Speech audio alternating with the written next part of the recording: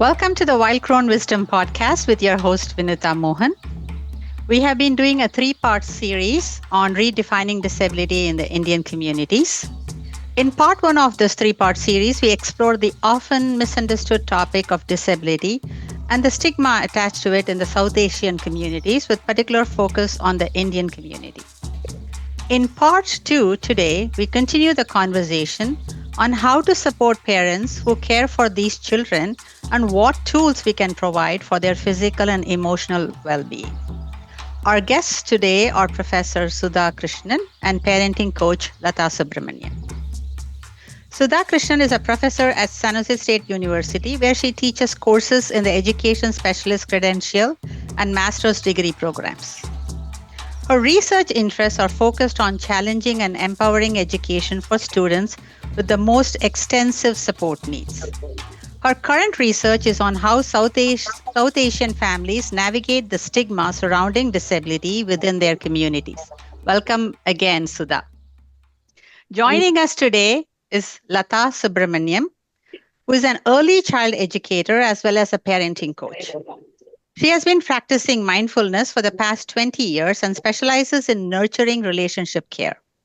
Until recently, Latha worked at Google for more than a decade and is now a full-time parenting coach and consultant. So our topic today is self-care tools for parents. And in my work with parents, very often I come across this belief system, especially with women, especially with mothers in collectivist cultures, also across all cultures, that self-care is synonymous with being selfish. And with my clients, I often give the metaphor of an oxygen mask, on the flights when we are traveling across all the flights, across all over the world. The instructions are when the pressure in the cabin falls, the oxygen mask is first to be put on yourself, then on your infant child. There's no airline that says run around, save everybody else, and if time permits, then put it on yourself. So that is a very powerful metaphor for many of my clients.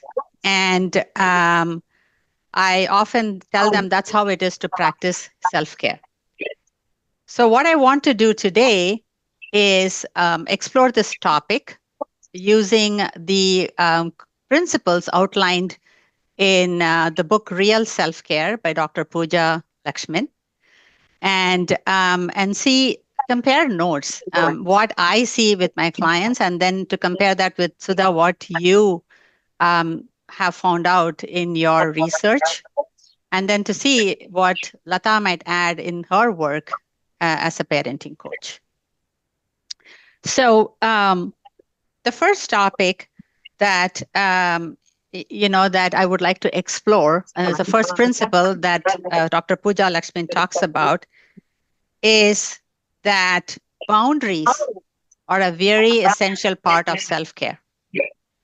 And secondly, that we have to move past the guilt that comes up when we are trying to set boundaries, with our families, for ourselves, with our children. And so what have you found out in your discussion or in your research with parents? How does this concept of boundaries or lack thereof play in? Yeah. So first, thank you for inviting me to this. And I'm very excited to be here because we've had these conversations before, together. And I think by framing this whole conversation in the context of disability makes me very happy, because this is, I think, something that is missing in our South Asian community, to talk about disability, to talk about how parents experience their children's disability, how siblings experience the disability, and what is the concept, the perception of disability in our community, and how we can help the disabled and the caregivers. It is, what you're saying is absolutely true. There is, in when parents take care of children with disabilities, there is so much to do. There is so much of caregiving that is done from the time of birth. In fact, they are constantly, they have to take care, they have to supervise, they have to give care all the time, and more above and beyond what other parents do for children without disabilities. Now, having said that, sometimes I think we need special coping skills. And so, in my research, when I talk to parents, and this is in my research, and also being a parent, I've talked anecdotally to a lot of parents, and in my own personal experience, and I'm drawing a lot of this from my own personal experience, that there is a lack of personal time. There is chronic worry. There is guilt associated. No matter what science says about the disability, there is always maternal guilt associated with the disability. Did I break my child? Is my child the way they are because of what I did? And that is something that bothers every parent. And because of that, you voiced it exactly right, that you think that any self-care is selfish. Because I did this, I need to do more to take care of my child. And then when I look at that, and I see the importance of placing boundaries on where self-care begins, and where you say that these are the boundaries I keep with my family, these are the boundaries I keep with my workplace, the work-life balance. All those boundaries become so important for maintaining self-care. And I would love your views on how the boundaries applies to parents when they are caregiving for their child with disability.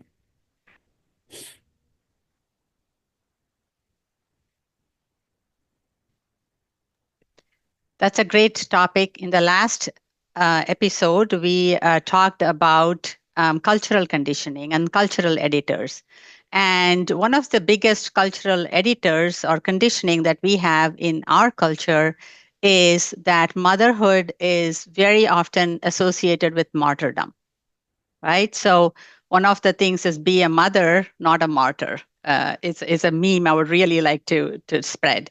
Um, so and then that is, it is actually always already there as a foundational bed, and on top of it then you add this guilt in a mother's blaming themselves for having a child with disability. So it's even pouring gasoline over the fire, right? So that is then adds to the issue. So and it's very interesting, and this might sound very harsh, but this is also very effective. What Brene Brown says, that lack of self-care is like secondhand smoke. At first, we thought it's no big deal. I'm only abusing myself, my own body. When I'm smoking, it doesn't really affect anyone else. Only to find out it's actually deadlier for the people around you when you smoke. So as harsh as that sounds, it's actually a very effective metaphor on what happens when you don't take, care of yourselves. You think that you're only abusing yourself, but what happens is it really ends up affecting everyone around you.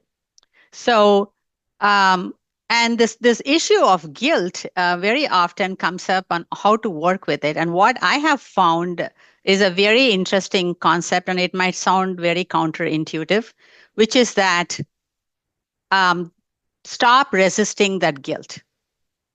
Guilt is going to be your companion, and instead of using your energy to resist guilt, you take it along as a constant companion, befriending that, right? So one of the ways that you befriend that is to actually give some space between you and the emotion. And I don't know how many of you watched the movie Inside Out. It's a very very interesting movie that I highly recommend everyone watch, because it talks about this concept. It doesn't say these words, but it's a concept called multiplicity of the mind. That Sudha is not a single entity. Sudha is a composite of multiple parts. And each of these parts has its own history, has its own trauma, has its own belief system that it developed as it was navigating its journey as a human. So, trauma is a human condition. So, because I think that's, as you know, been my life's work. When we say trauma, we immediately think war veterans, PTSD from, but no, it's a trauma of everyday life, right?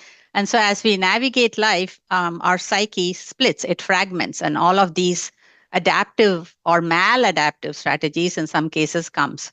So what we want to do is to see if we can develop a relationship with all of these parts through what's called, self leadership, so that there is this executive self that actually manages these parts. So guilt is one part, a part that is holding guilt.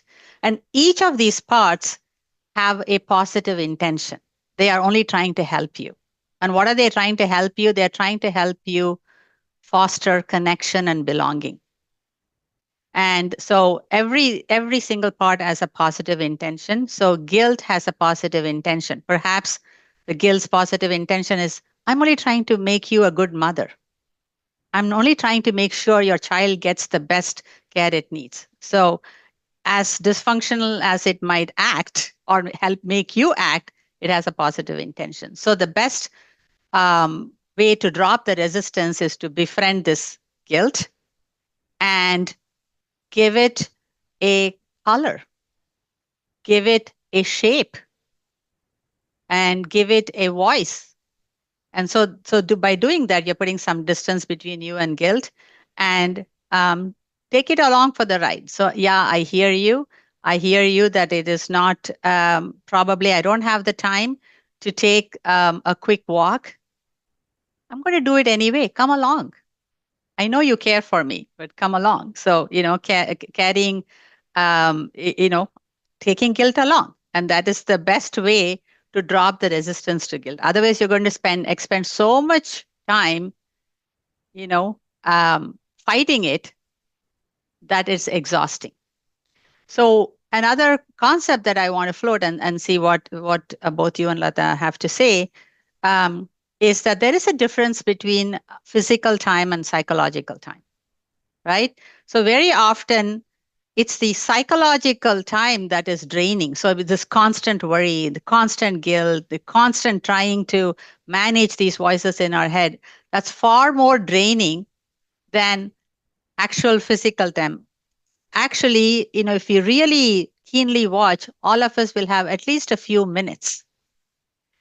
But this thing that we say we don't have time at all is because the psychological time is very draining, and therefore it leaves you with very little time, space to incorporate these self-care practices.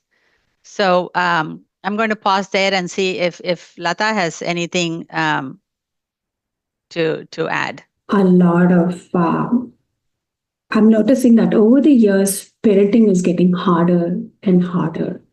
Parenting itself is a very messy, exciting journey. It's not science. It's not art. It's something somewhere in between. It's like a dance, right? And now I feel like, especially living here in the Silicon Valley and working for over 3 decades, I've seen that change. And parenting is harder now because we live in the digital age and all the parents are constantly connected and wired to all their devices. So I feel that the parents that I work with, they deal with a lot of ambivalence, right? There's so many mixture of feelings. It's easier when it's just one feeling, like what Minu was talking about, like, oh, it's guilt. So sometimes it's a mixture of feelings, and that becomes so hard to kind of unthread and slowly take it apart and look at it one at a time, right? And there's also a lot of joy and challenges, right? It's part of the journey. So to unpack that, that's where I come in, right? To help them see. And I'm also noticing that they, in the quest for wanting the best for their children, they're enrolled in so many activities, right? And I see moms and dads working till 2 because they've sent an email, right, at 2 in the morning. And then they're dropping their child off at 8 o'clock. And then they come again at 2:30 or 3 to pick their child up to go to swim lessons, right? So, and I always ask them, hey, you didn't get enough sleep. How are you doing? Are you okay? Right? And they also have, especially mothers, I don't notice this as much with fathers, they have this feeling, the guilt of working, right? And that, like, should I be working or should I stay home? My mom stayed at home. So that still continues over so many generations. I thought, right, with times have changed. We've had women in the workforce for so many years, but that has not changed. That guilt has not changed, yeah, those are the things that I'm noticing. The overwhelm, the lack of nurture towards themselves, and living in a very fast-paced life. And I work with kids. They're almost on, parents and children are almost on a different time zone. Parents are in a fast zone. Children are aligned with the time of the universe. They are slow. They want to explore. So, and their priorities are very different. They would choose to play in the yard over going to a swim lesson. So who has voice? Who has voice? Or how much agency does your child have, right? And it causes a lot of friction when you want to impose your idea of being prepared for the world with what your child needs. So that results in a lot of conflicts, and that results in challenging behavior. So that's what I am noticing from my end. So I would like to respond to some of the things, very interesting topics. One, when Latha brought up the fact that parenting is a mixed bag, and I think even for parents with children with disabilities, it is the same. I mean, I know that I bring up the chronic worry and the anxiety and the guilt and all the negative aspects, but there is so much joy in raising a child with disability that only a parent who has done this before knows, that the thrills and the joys of achievement and that innocence and, how they bond is amazing. So thank you, Latha, for bringing that up, because that is important to realize that it is not all bad. There are some wonderful, wonderful moments in parenting. The other thing that I do want to appreciate, Vinu's statement that trauma is not always the big trauma, the big T, that is like a war veteran or something massive that happened in people's lives. They are the little traumas of everyday living, the lack of sleep, the lack of care, something happens, and those and in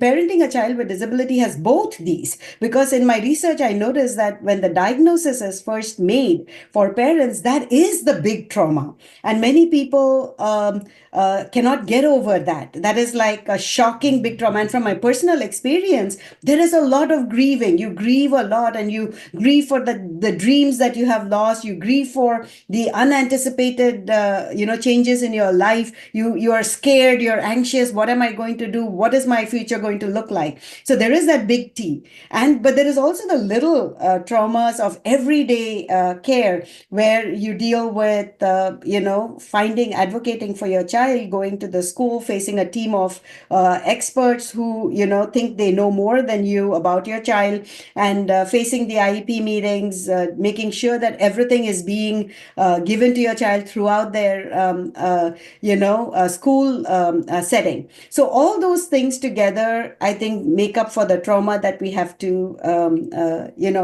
appreciate in these parents of children with disabilities. There is the other thing that you say, take the guilt with you. I have not heard that before. So I love that idea, that don't resist the guilt, because it is going to be there. It is a thing that is manufactured, like you said, from the cultural editors. It is a social thing. It is the social narrative that runs around disability is one of parental guilt and how much we can do. And also the South Asian moms eagerness to do the best for their child, and all those things come into play. And so we can't run away from that. We have to take that guilt with us and find the time for personal self-care. So all those points, I think, are so valid for parents of children with disabilities. It's like my grandmother, used to say, if you're a parent, you're supposed to worry. And so the way it then flowed was, even if there was nothing to worry about, her children, my aunts and uncles, they manufacture, reasons to worry, because if I'm not worrying, then it's like I'm not doing my job. So it's so steeped in our culture, this thing of associating, worrying with being and sacrificing, and not ignoring and martyring yourself, synonymous with motherhood. And movies after movies, when we grew up, used to reinforce this message, right? So, and what happens is, over a period of time, as guilt watches you taking good care of yourself, and actually the benefits that come from it, it starts to quieten. It's like, okay, I see evidence it actually works. So until then, you're just going to carry it along like a toddler who is screaming, and sometimes you distracted, sometimes you talk nicely to it, and sometimes you just ignore it. so so yeah, that's a perfect segue to the next topic that I want to explore, which is, when all of these feelings come up, how can we then practice self-compassion? So this is the second principle of what Puja Lakshmin outlines in terms of self-care. And here, I would like to explore things such as, there are, like you said, Sudha, there are so many different issues, such as lack of resources, and then, cultural expectations of the mother, which leads to neglect. And then in this country also, we have all of these puritanical values around stoicism, around, individualism, around like, suck it up, and face it, and don't whine, and don't ask for help, and don't bother anybody. And all of this creates, I believe, a very, very strong and sometimes toxic inner critic, that's constantly beating you down with, you're not doing enough, right?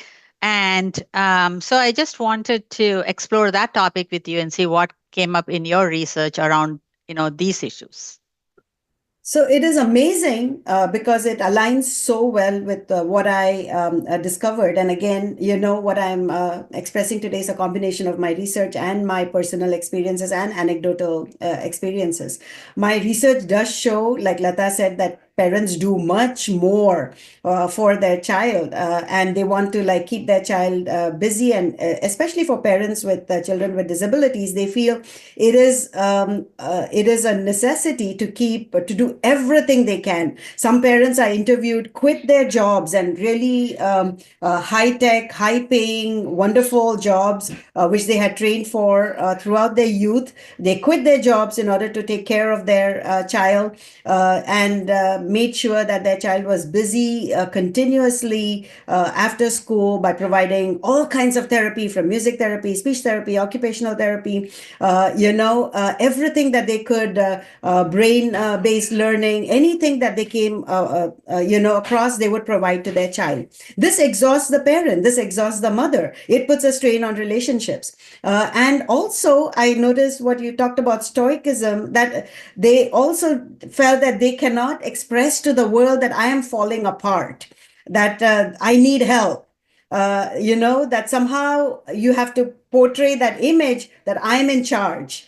It's okay, I have a child with disability, I might be dying inside, but outside I need to make sure that my family knows I'm together, my friends, and everybody in the community feels, oh my God, she's holding it together in such a good way, and get that credit. And that is something that is important.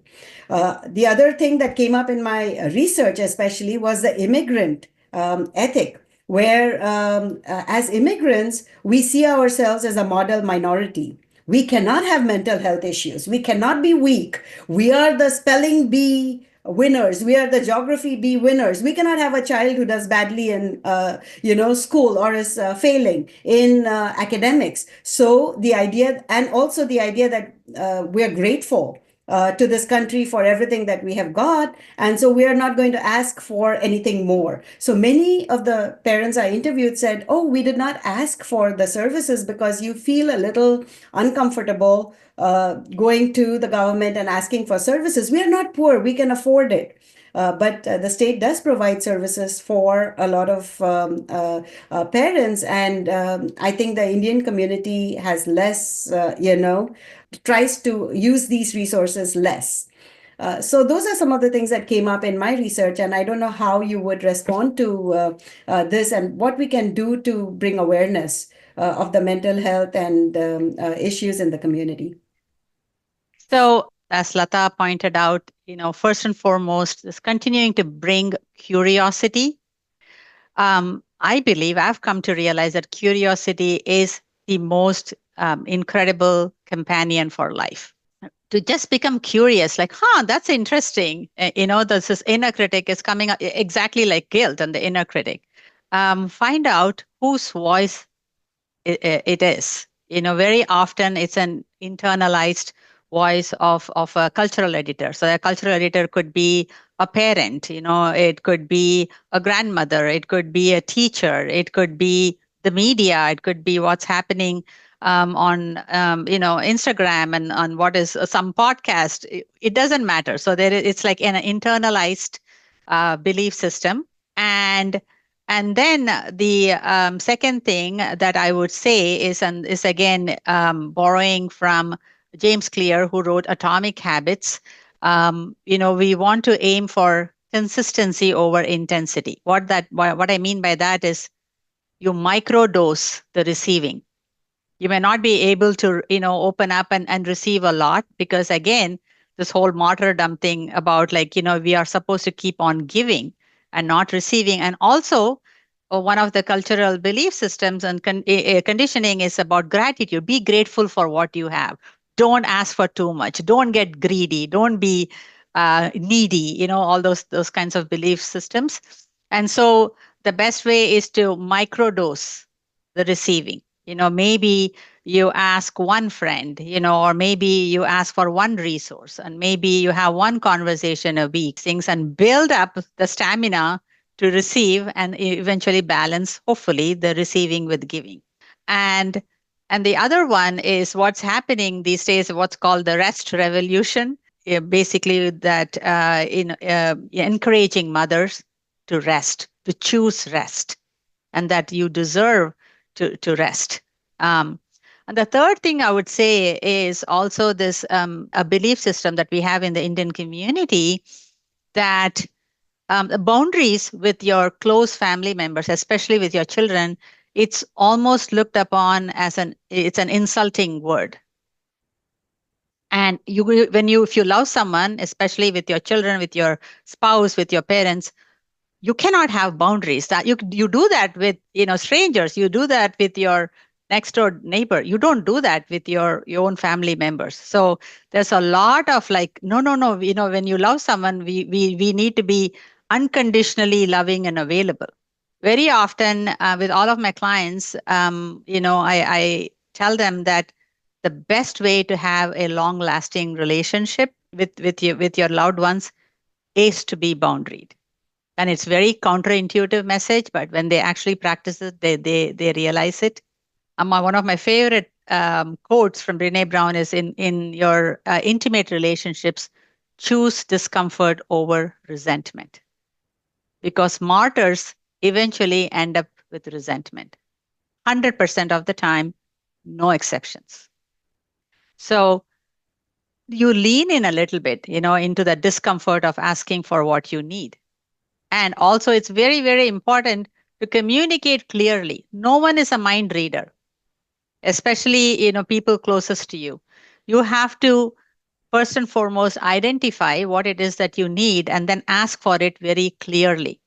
The only way you can move through that is with compassion for yourself, on a minute by minute basis, daily basis. That's the only way. So just as guilt is a constant companion, compassion is going to be the other companion to offset that. So I'll see what if Latha has other things to add. I completely agree. You can't do anything without self-compassion. The mantra that I always use with my families are, you can't give what you do not have. I mean, you just, and you can't beat yourself up. You don't have the resources, right? And bringing in that acceptance of their feelings at the moment as what they're feeling without judgment, right? Just bring in curiosity. So my take on this is I bring in my mindfulness lens to this. A lot of the work has to happen in terms of observation, right? What is happening to me at this moment? To bring in clarity, right? To bring curiosity. I was at a workshop many years ago, and this person asked, "How are you feeling at this moment?" I did not have a word because I was not connected to myself. I was completely thrown off. That was one. Secondly, I did not have the vocabulary to actually say how to define my feeling with a label. I lacked both. That was a profound moment. I'm like, oh, really? I don't know. I'm not in touch with what I'm feeling right now. And B, I do not have the words to describe. So I know Vinutha talked about communicating skillfully, but we need to have these skills, the ABCs of emotional intelligence, before we can even communicate, right? That's like expression, and that's a long journey. So one thing I know what kids need. Relationship is what gives the context for learning, right? All learning happens in the relationship model. And like, if we cannot give what we do not have, the children are not getting what they need, right? So ultimately, it boils down to that. If you want to build strong relationship with your children, you must be able to see what they need, attune to their needs, and build strong relationship. But that attunement can happen only if you have the skills to observe. You know how to direct your attention. Where are you directing your attention, right? So the first thing I tell my families is, okay, our goal here is to calm and soothe your own nervous system, because you are going to help regulate your child, right? So you need to do some work on your own self. You need to know where to try, what you're feeling right now, right? And be authentic, honest, and cradle it. Like, you know how to love your child. I always tell them, you know how to love your child, right? I'm going to ask you to love yourself and hold all those emotions like your newborn baby, and hold that guilt, hold whatever, right? So identify what you're feeling, and then befriend your body, feel it. Where does it feel? What kind of sensations do you feel in your body, right? And let's give it a chance and accept what is here in the moment, right? That's part of mindfulness, right? At this present moment, this is what is happening, and I'm going to bring clarity and dig deeper and see what's happening at this moment. And then let that energy pass through your body, like what she said, right? That guilt, that fear. And at the beginning, you may not know what it is. Then just focus on senses without giving any label, right? So that you can observe and then come up with a label. With experience, you're going to know how to do this, right? For this, you need to practice in small, like what Vinutha said, microdoses, right? You can journal and write what you're feeling at this moment and context. Oh, when I saw this in my child, or when my child's teacher said this is what landed on me. I really don't want to make eye contact with her. I'm just going to pick up my child and leave, right? Because I'm feeling this right now. And the next thing is safety. Am I feeling safe? And can I create a healthy nervous system, healthy stress system, right? So that's where practice is. So the calm and soothing your nervous system, you could do all these regular breathing exercises, meditation, journaling, working with a therapist, working with your partner. But for feeling safe and to create a healthy nervous system, you need both self-awareness and self-compassion. Those are so important, right? And sometimes I work with them at a small level, right? Hey, can you they come, suppose for instance, they come and say, hey, I really feel so bad. I yelled at my child. I know that, she didn't have good sleep. I woke her up. I dragged her to school and I'm feeling so hard now. I've gotten pings like that saying, hey, is she doing okay? I yelled at her and I feel. Then I usually circle back with them and say, oh, let's talk about how your day looked, and they're always surprised when I make it about them. But for me, it is about them. I want to. And like, I remember this quote from John Bowlby on attachment. He says that if we value our children, we must cherish their parents. See, that's like the cornerstone for me. And I always ask, did you sleep enough? Oh, did you make sure you ate? Oh, that must be so hard. And actually, they're very surprised by my compassion towards them when they're beating themselves up. And I'm like holding space for that discomfort with compassion, right? Like, hey, it's hard work. There's always rupture, there's a chance to repair. We can go through that process. But right now, take time for yourself, right? So that I can tell them, but the work has to be done by them, right? They need to do that work also. But also as a community, we need to cherish the parents, right? We need to provide that space for them to use their tools to take care of their body and their mind. I have to butt in here because this is such good advice for the future educators, And I am at San Jose State in the teacher credential program. So this is something I'm going to tell my teachers, that especially your quote, that if you cherish the children, then you have to cherish the parents, because I don't know how many times as teachers we have asked parents, how are you feeling today? And what was your day like? Because I would have given anything for them to have asked me how I was feeling. And just I have to give you a small example of something that I experienced in the classroom once. Typically, when a child has, when we stand outside the school waiting for the bus and the parents to pick up their children, and we are outside, my staff and I, we would be outside the school waiting for the bus and the cars to come. And then the parents would walk through and then pick up their children one by one, or the bus would come.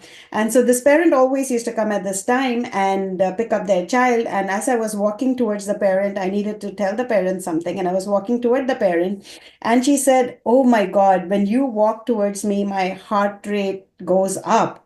And I said, "Oh, what did I do?" So she said, "Because you only walk towards me if to say that my son had a behavior incident in the classroom or something. And so I get anxious when I see you walking toward me." And I said, "Oh no, what am I doing?" Right? And when you talked about how it lands on the parent, even an act like walking towards them lands so heavily on the parent because it is associated with such negative experiences in the past, right? And so as educators, I think we need to understand, and I think Latha just talked about the topic that we were going to discuss next, that is how parents should emotionally self-regulate. And the emotional overload for parents with children with disabilities is tremendous, because it comes with not only, as we've talked about the guilt and the cultural factors associated with stigma, but also sleep deprivation. Things like, I have not slept. You talked about, did you sleep in the night? And most parents with children with disabilities say, no, we did not sleep at night. And then we get up in the morning and we, are off with our tasks, because we have a family to run. We have if they have work to go to, everything, happens. So there is sleep deprivation, there is emotional emotional overload, and there is the anxiety, and as you say, the anxiety of hearing back from the teacher. Oh my God, how was the day? And somebody is going to call. If I get a call from my son's program, my first instinct is, oh no, what happened this time? What kind of news is that? And that anxiety, the constant anxiety and worry, how the children are doing, there is an emotional overload. Nurture is so important, right? We have to create a culture of nurture. We need a nurture revolution. Everybody, I mean, we all have primal, non-negotiable needs as a human being. We have to understand that, right? It's belonging, safety, trust at every level, at the parent level, at the children's level. We need that, right? My focus is on helping parents fill their cup. More than that, I tell them, go dig a well, go create a reservoir. We need a nurture reservoir that you can dip into. And it's directly proportional to, if you have a kid with high needs, that means it's going to drain that nurture reservoir quickly. That means you have to dig deep, you have to dig wide. I tell them, dig deep is you. You got to do the work yourself, right? And dig well would be reaching out to your community, reaching out to your family, reaching out. You can't dig a well alone. You need that. You need that support.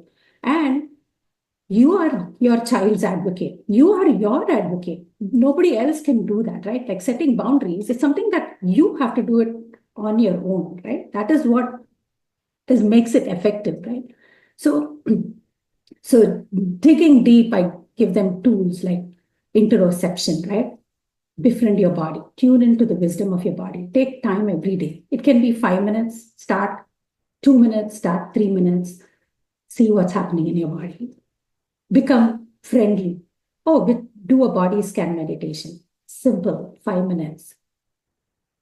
And then I say, be curious, like what Vinu said, right?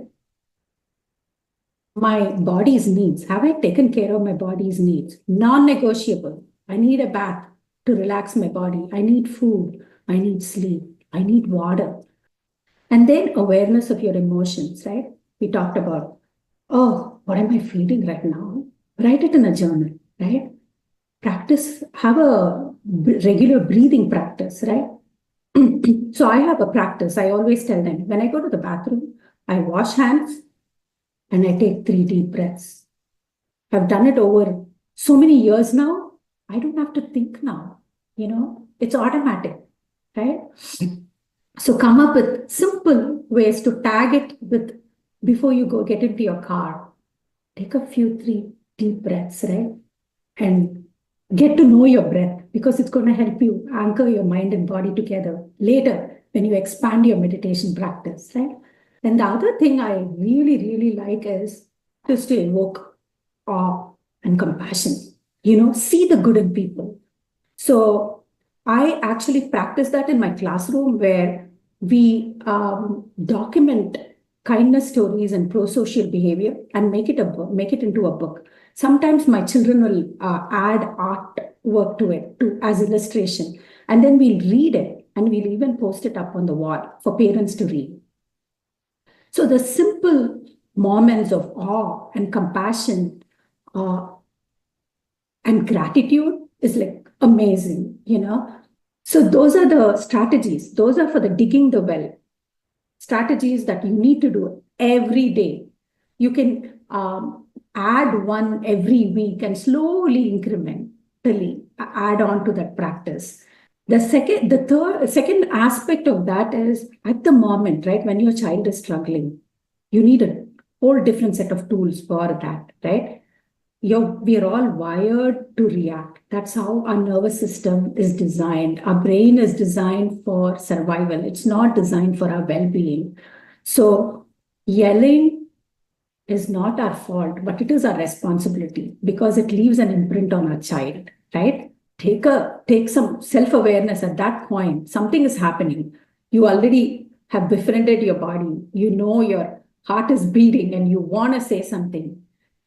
Take a breath. Leave the room if you think your child is safe. Pause.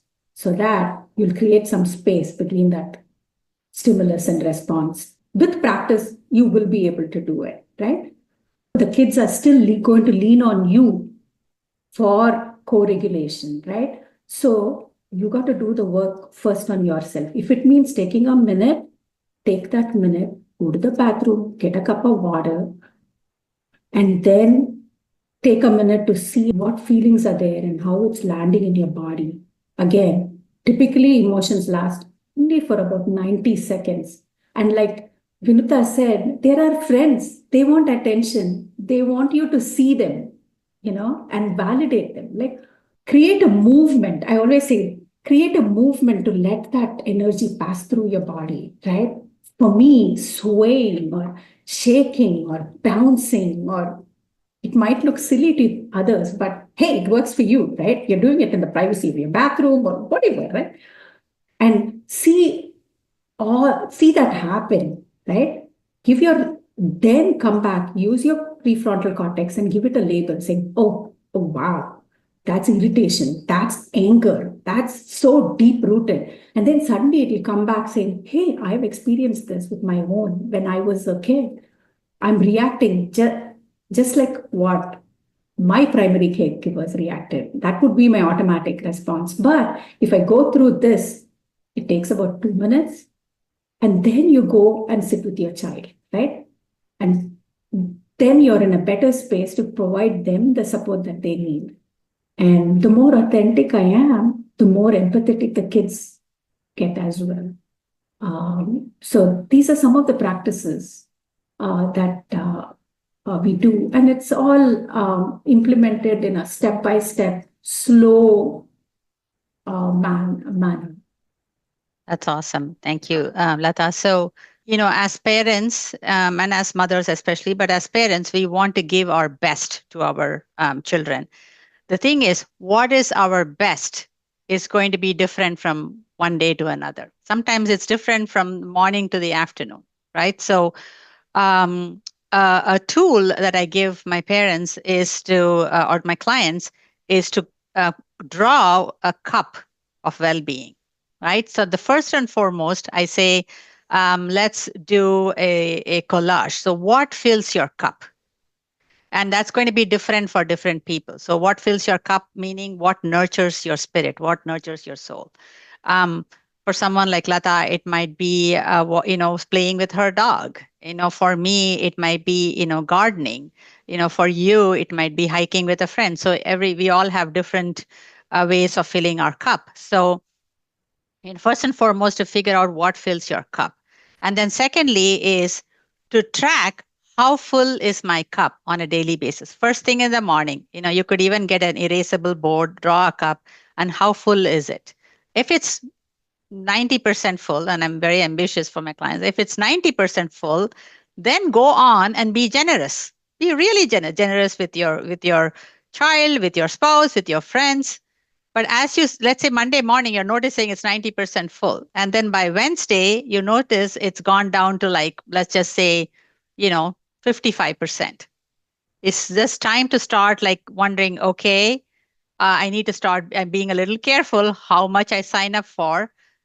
And also to see, is there any way that I can fill my cup in small doses?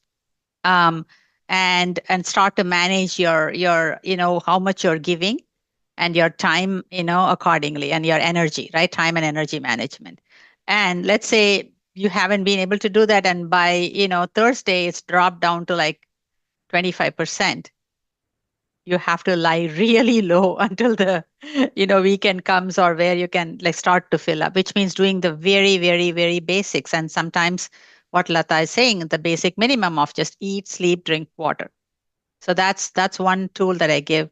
The other tool that I give is that, and we will talk next about, continue to talk about this topic next, which is that our brains already have a built-in negativity bias. And so it's more, and Latha has a great quote on this too, it's more interested in your survival than it is in your happiness and well-being. It doesn't care. And so we have to train it to take in the good. It's called TIG from Rick Hansen, taking in the good. And so the what happens is it only takes like 3 seconds for a negative thing to imprint. So for instance, maybe one of the days you approached a parent and you gave a feedback about the child not behaving. That's it, it's imprinted. So every time she sees you, immediately she's like, oh my God, she's going to tell me something, negative, right? Whereas, you may have said 5 positive things to her, but that doesn't register as much. It's a negative thing because of the negativity bias. So we have to train our brain to take in the good. And which means you have to hold it in your brain's attention for at least 30 seconds for it to register. So, that is one of the things that people don't understand when they say do a gratitude practice, or, I also add a self appreciation practice, appreciating yourself. It's not just enough to write it down. You have to hold it in your brain's attention for 30 seconds. So, like feeling it, how did that feel in your body? Bringing up that, let's say you came and told the parents, oh, Johnny had a fantastic day today. He did this. And then you allow to yourself to savor that over and over again. So it actually registers in your brain, right? So because of this inbuilt negativity bias. And the third thing I would say is in a couples in long-term relationships physiologically and psychologically co-regulate each other. So the first point of contact is if with your spouse or your partner, and helping your partner each other co-regulate. So if you are having a hard time with a child and you have been sleep deprived, the spouse can come in and say, okay, let me take over. You go take a break, you go breathe, you go, just shake it off, whatever it is. So you want to help co-regulate each other. And so these are, some of the things that I would add to what Latha is saying. And also the bathroom breaks, where she said the deep breaths. One other thing you can also do is just a quick 1 minute check. What's happening right now? Like our bodies love attention like that. What's happening right? It's a very open-ended question. What's happening in my body? What's happening with my emotions? What's happening with my thoughts? It's just what's happening right now, and then see what emerges. Just a quick 1 minute check-in. I call it pockets of sunshine. And you just let these, again, micro dosing, right? A little small things throughout the day. And you do that breathing, and you notice how you feel at the end of the day. So I'll pause there and see what So I think when I listen to both of you, it is so relevant for our communities, especially the South Asian community, and especially the parents of children with disabilities, because this kind of emotional self-care is so important. And why is it important? And I think that is where we should be talking about if we do not take care of ourselves, if we do not take care of our emotions, what does it do to us? Right? And that may be like the segue into the next topic, Vinu, that we were talking about. And I want to, I've recently read this book, The Myth of Normal by Gabor Mate, and he talks about the delicate dance of psyche and soma, the mind-body dance, where one influences the other. And we talk about psychosomatic illness, which is now coming into the forefront, because a lot of the illnesses that we even thought were genetic, it turns out that even the genes, even the DNA can be affected by the environment and our stress levels. And they actually found out, I think he was mentioning that many of the patients with ALS, anecdotally and through research, have been noticed to be the nicest people, who do not say no, who do not have boundaries, who are constantly doing things for others over and beyond what their bodies allow. In that sense, what is the effect? What are the theories that you know, and what are the suggestions for parents who can sense that this huge emotional overload, the guilt, the stress that comes with parenting lands on yourself? in the form of physical illness, and how do we understand that, and how do we cope with that?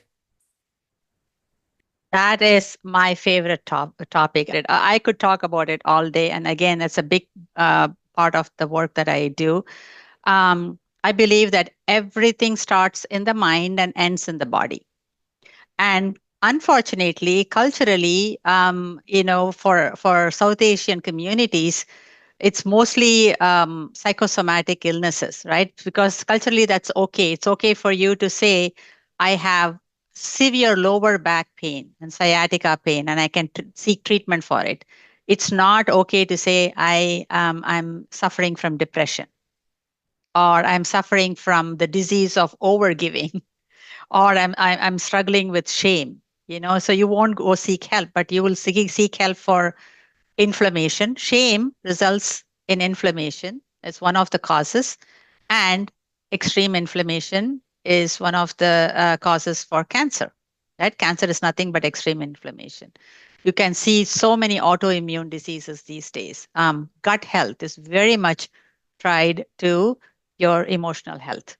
And the gut is the second brain, right? That they so everything starts in the mind and ends in the body. That's one concept. The second concept is um, that mental health is a biopsychosocial model. That's the lens that I like to look through. So what that means is um, someone may have a biological predisposition, let's just say, to depression.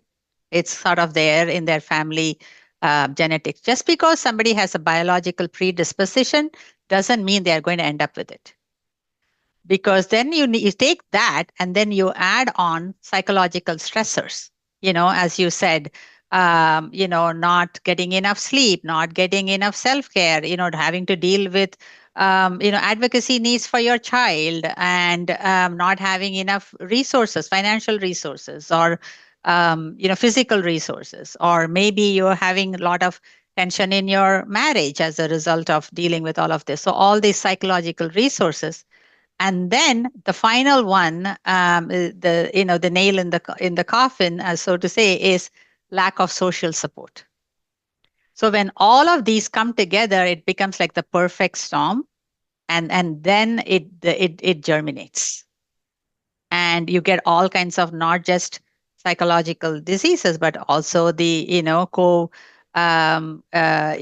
existing physical illnesses, right? So like chronic fatigue, like fibromyalgia, severe IBS and Crohn's disease. All of this is connected to how you're doing life. So the reason I wanted to bring in this the body and the nervous system is like, talking about digging the well. You go deep into, you start at the very, very, very basics of how the human body is, and that starts with the nervous system. So recently, there has been a lot of research on what's called this polyvagal theory, and this idea of neuroception. And the neuroception is even deeper than perception, interoception. So our bodies, this entire network, that runs throughout our bodies, like our nervous system, right? There's trillions and trillions of them. And this is a very, very old network. And that is constantly scanning the environment and your own body, how you're reacting or responding to your environment, and the outside environment is constantly scanning for threats, right? And so part of the self-care is to really take it down to the very, very, very basics of tracking your nervous system all day long. So, we don't have too much time to go deep into that topic. That would be a completely in its own podcast. But very quickly, that I would say is that there are, three, parts of our autonomic nervous system. The first one is relatively new, and it's called our ventral vagal complex. So it starts from the crown to our heart. And this is where, what we call the vagus nerve exists, and this is what is engaged in the social engagement system. So we are tracking people's eyes, we are tracking their mouth, whether there's a smile or not. We are tracking the tone of the voice.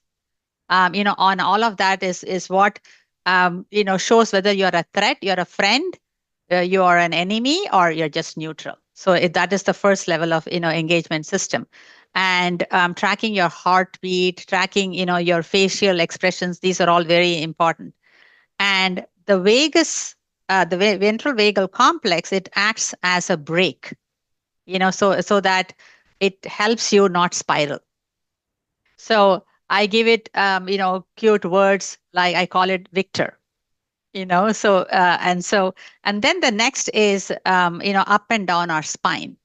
And this is, so when the ventral vagal, when Victor is happy, he feels like, Victor, Victoria, he feels life is safe. I feel connected. I feel I can do life. And then comes, the spinal, up and down the spinal cord. That's your sympathetic nervous system. That's the accelerator. That's the one that's, let's get going. Let's get into action. And when it goes into hyper mode and it takes over, that's when you go into this, hypomanic phases or manic phases, right? So, and I call that Sam, right? So when Sam is like, feeling threatened, he's just going to go into fight, flight, modes.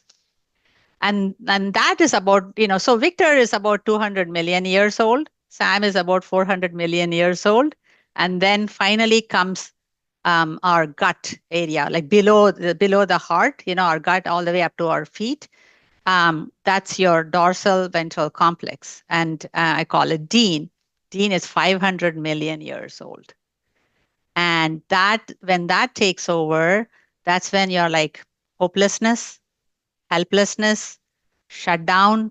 I just want to curl up in bed. I can't, get up. So all day long, we are tracking who is driving the car. Car meaning, let's say our body is a car. We always want either Victor to drive the car or to be in the passenger seat guiding Sam and Dean. But if Victor is offline and if Sam is driving, he's going to, basically go at 90 miles and crash the car, to make it simple, right? So, and if Dean is driving, Sam is going to constantly criticize him, let's say sitting, and then Victor is sleeping at the back. Dean is going to fall asleep at the wheel and he's going to crash the car. So if either Sam or Dean drives, they're going to, crash the car. So why is all of this important? This is very important because you need to understand the difference between stress and overwhelm. And the thing is, very different parts of the nervous system is involved. So stress is where Sam is at the wheel. What stress means is that the stressors of life, and your skills available, your coping skills, they don't match. So the stressors are too much and you don't have enough coping skills. And so when that happens, that's when you take action. So either you advocate for yourself, or you ask for help, or you learn new coping skills so that you can, or you find a way to reduce the stressors. So you rebalance that. So that is an action taking time. Versus overwhelm. Overwhelm is where life is unfolding at a pace that's faster than your nervous system can handle. And so one of the things, you said, like when you first hear your child has this diagnosis, of, let's say, autism. That, and you were not expecting that. That is something that, life is unfolding at a much faster rate than your nervous system can handle.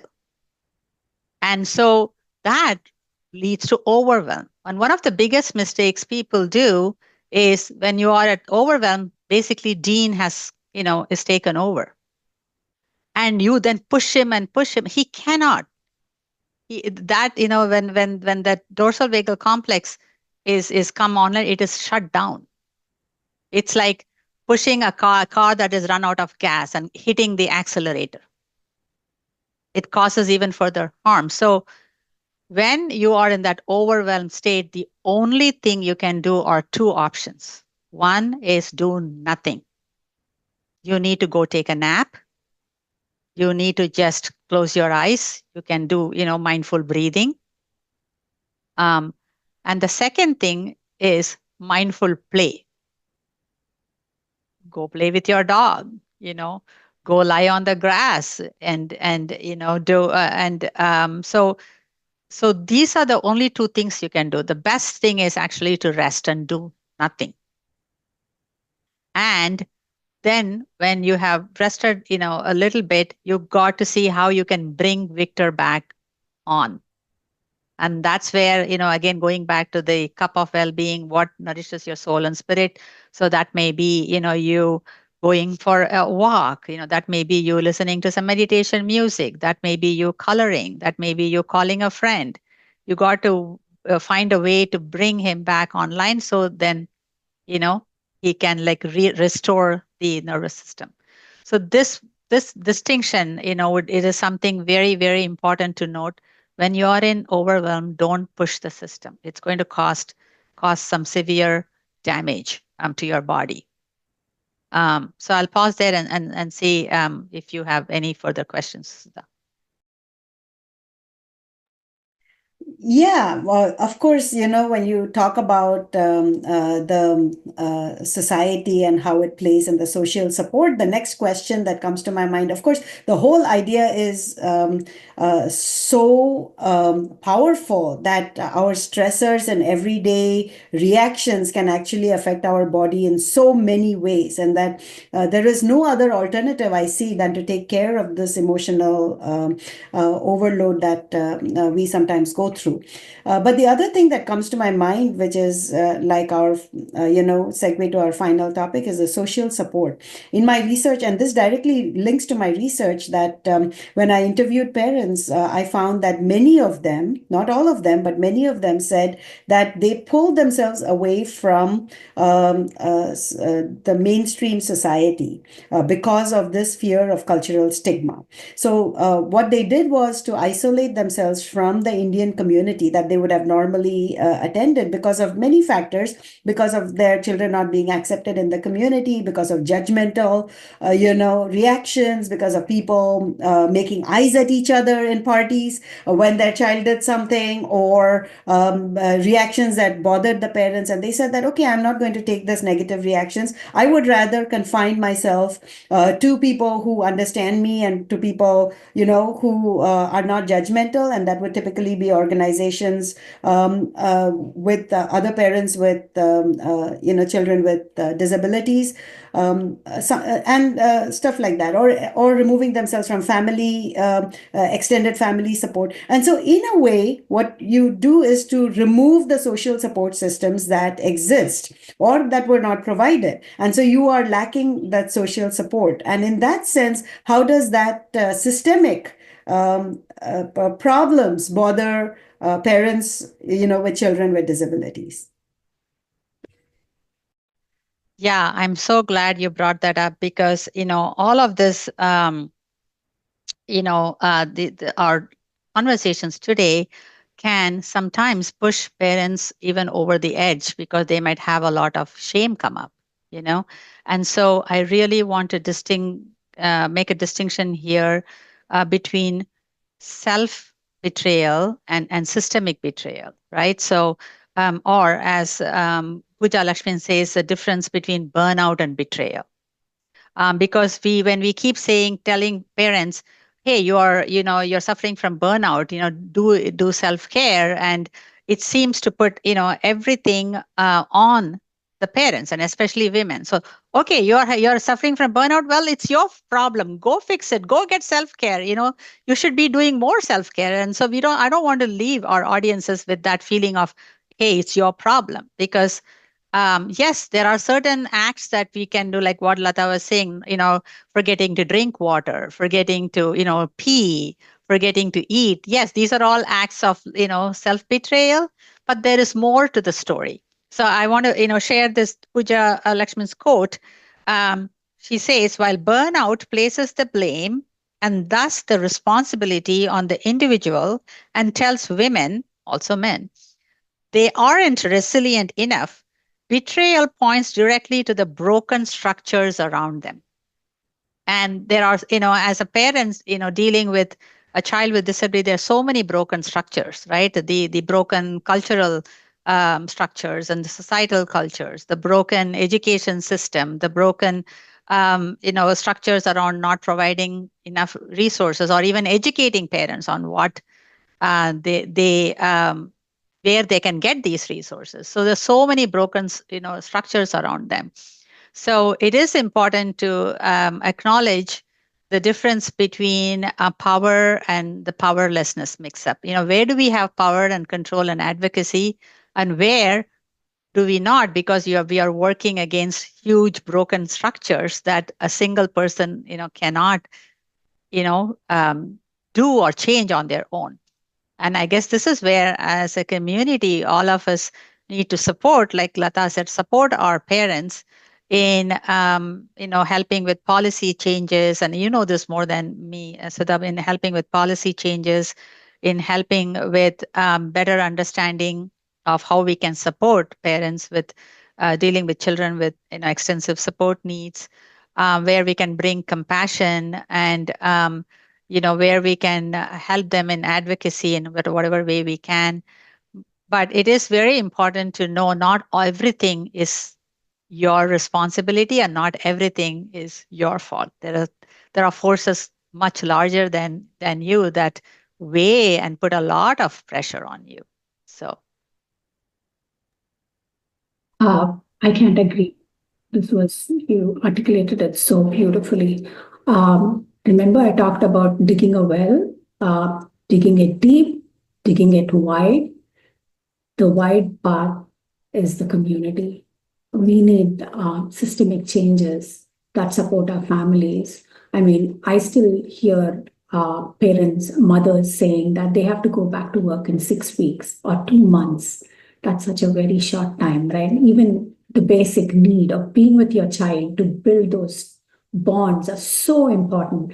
And so the digging, the more you dig deep, the more you understand your own feelings and then the underlying needs, you become empowered to use your voice to communicate to others and get what you want, right? So self-awareness, self-care, self-compassion actually makes you an agent of change. And I have seen parents become agents of change and advocate for their children's needs and made a lot of changes. And if more and more families and parents are in that space, we are going to make that change. It might be slow, but at least it gives us, it's good for our reward system. We know that we are heading in the right direction. The second thing that I wanted to touch base was, I am an inhabitor of the dorsal vagal, in the dorsal vagal system. I know that. That's my home away from home. And it took me years and years of meditation and mindfulness practices to understand that I'm hiding in that space. So being an inhabitant of that space, I'm not saying that I'm in a calm space all the time, and that's not going to happen, despite years of meditation. But what I know is, I know where I am at this moment. Am I in Victor? Am I in Sam mode? Or am I in Dean mode? I know that. That piece of self-awareness is something that we owe it to ourselves. And when I can acknowledge that that is my space, I don't fight. I just go straight and hide. I have more compassion for people who hide. And so, especially given the situation with the stigma, with the judgment, I feel that they cannot be shamed for their isolation. We get curious, we have compassion and hold space and say, yep, it's really hard. And you can't bring them quickly to when you co-regulate, right? And co-regulation is so important for survival for well-being. I can talk about how it's important for my children who don't have the hardwire to self-soothe and they are relying. But even as an adult, I need my group, I need my partner, I need my friends, I need my practice, and I need physical closeness with other beings in order to feel come out of my dean space. So you cannot shame them for where they are, but you can't also change what you're not aware of. So you need some practices to be aware of where you are, and then you need another person to get to you in that dean space, attune to that what you're feeling, and slowly rise you up to Sam, and then bring you to Victor. It cannot happen. So for me, doodling and doing yoga and playing with my dog, like what Vinutha says, brings me up slowly. So that's one. But my regular practice, my digging deep practice, is actually identifies my safe space. I know my home. I have become acquainted with my home. I know where it is. I know where my destination is. I am in my home away from home, like a vacation, but with the right tools, I can auto self-soothe and rely on my circle to come up and come to my Victor space, Victoria or Victor space, right? So that self-awareness piece is so needed to be a better parent, to be an advocate, to be an anti-racist educator, to bring about change in this world. So that's where I'm going to stop. Yeah. Before we end, I want to say that the change that parents can do for themselves and advocate for their children and advocate for disability in this context is one thing. But I think we as a community need to take the responsibility for advocating for changes in the way we perceive disability. Why is it that we are so judgmental? And we have to question that. Why is it that we see disability as so exceptional? Why is it that we see disability as not in the normal spectrum of human behavior? And if we as a community, become more accepting, I think it's always parenting in itself is going to come with difficulties. Parenting with a child with disabilities is definitely going to come with, some kind of stress and emotions and everything. But as a community, we can perhaps lessen the stress that we are putting on parents of children with disabilities because of this judgmental attitude that something is wrong, something is deficient, not only with the child, but with the family. And in our South Asian communities, that is a big deal, that there's something wrong with the family. And then the whole issue of marrying into a family or with a child with a disability, all those things become concerns. And I think as a community, we definitely can question ourselves, definitely can reduce the systemic, problems of oppression. My absolute bottom line is that, for parents with children with disabilities, you have to prioritize mental health care, self-care, and remove the stigma, not only of disability, but of you seeking help from therapists, seeking help from mental health specialists, and opening up about the trauma in your life. My bottom line. Okay. We can give what we do not have, and build your nurture reservoir. Bathe yourself in oxytocin. Find people who love you, and that will take you a long way. I am a teacher, so I have to give you a little bit of homework and leave you with the homework. So I want to invite you to, if you feel comfortable, bring your hand to your heart. Let's take a breath. And I want you to do some reflection and work around these prompts or questions.